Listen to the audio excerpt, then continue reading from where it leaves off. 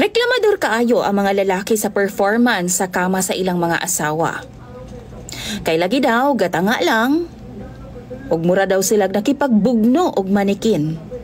Or di ba kaha ikumpara nila ilang asawa sa usa ka bangkay nga di na gyud mulihok. Di daw sila maganahan. Pero kabarangay, unsaon na lang ni akong bana nga layo ray na pulo kahandos. Humanadayon siya. Kitang mga babay, ganahan ka hata? Tawagan na lang ko sa pangalang Rosel. 39 anyos og taga-dinhi lang sa Davao City. Ang among panginabuhian, DJ Sam, na amigamayng sari-sari store o gawas ni Ana, wa milaing ginakaabalahan sa akong bana nga tawgon na lang pod nato sa pangalang Erwin. 42 anyos na siya, DJ Sam. Maunang kong sumaho nato, dili jud rason nga kapoy siya. Kay gani, ako man ang gatimon sa bay og ingon man sa tindahan, kay mas taas ang panahon nga magsige na lang siya dula og ML. Kung wa man gani siya sa bay, tuwa pud siya sa sabungan kauban ang iyang mga barkada. DJ Sam, ang ginatumbok nako ang among sex life. Naadjay mga partner DJ Sam nga reklamador, pero dili kay baw mo palami sa ilahang partner sa kama.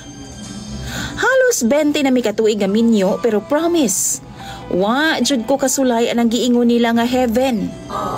Wa jud ko makontento, wa ko kasuway anang giingon nila nga climax or makaabot kas imong kalipayon sa sex.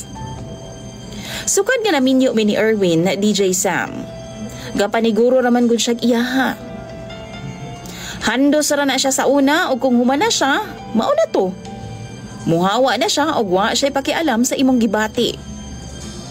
First boyfriend nako si Erwin, DJ Sam. Maong abi jud nako nga kaning amo ang sex life mao jud ni ang normal. Apan dihang naga-share nami sa ako ang mga jumega. Murag lahi raman jud ang ako Abi na akong igo lang na akong serbisyuhan ang akong bana. Ug wa nay baws nga mahitabo. Laay kaayo. Samot na karon DJ Sam nga ambot lang jud wa na nako masabtan ang akong bana. Tirada niya DJ Sam, tinapulan. Kana bitaw mura lang siya og nangihi. Every time nga ganahan na siya, magdagan-dagan taon na siya paingon sa ako Usay gani bisan na ay magpalit sa among tindahan, iya dayon kong pasudlon sa kwarto. Iya kong birahon kay lagi hapit na daw. Hapit na unsa? Hapit na daw siya magawsan. Unya, DJ Sam mudagan ra intawon og mga 5 to na pulo kahandos wa na. Gasamok-samok ra. Naay kaisa giistorya nako siya about sa iyang problema. Hinuon, iya akong gibaharan nga bantay lang gyud daw ko niya inig kagabi. Kay iya jud daw kong banat-banatan og pahilakon sa kalami. Wow. Abdan lagi daw mi og 2 ka oras sa kama, DJ Sam. Bali-balian daw ko niyag taman, kay puslan man daw nga reklamador ko.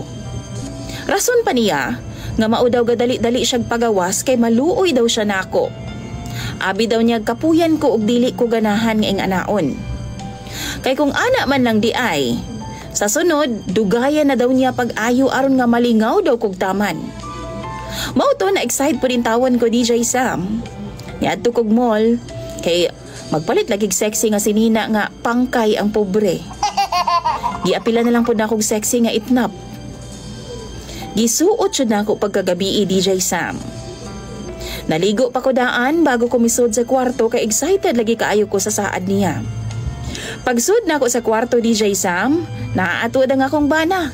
Naka-boxer shorts ra, og manyakol kay siyag now. Kapag kidhat-kidhat pa siya nako og gadiwal-diwal sa iyang dila. Ingon pa siya, na-amaze daw siya pag-ayo sa akong suot. Sexy daw kaayo ko, lami daw kaayo ug humot pagi daw kaayo ko. Way paglangay DJ Sam, gabugno na dayon ming duha. Apa na unsa bang pagkahitabua? Nga mao pagani pag-start na mog kiss.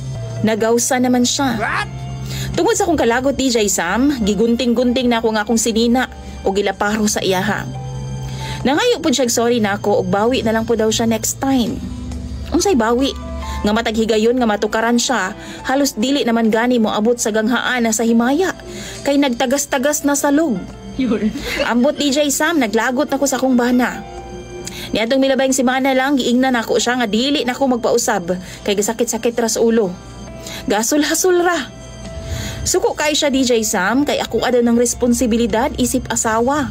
O kung anak man lang daw, mayo pa daw mamayad na lang daw siya glaing babae. Kanang babae nga mulipay daw niya agtaman. Sa to pa, waday ko makapalipay niya.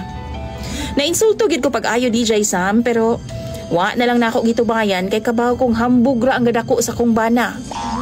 DJ Sam, kung kamo daw sa akong posisyon, unsa may buhato ninyo?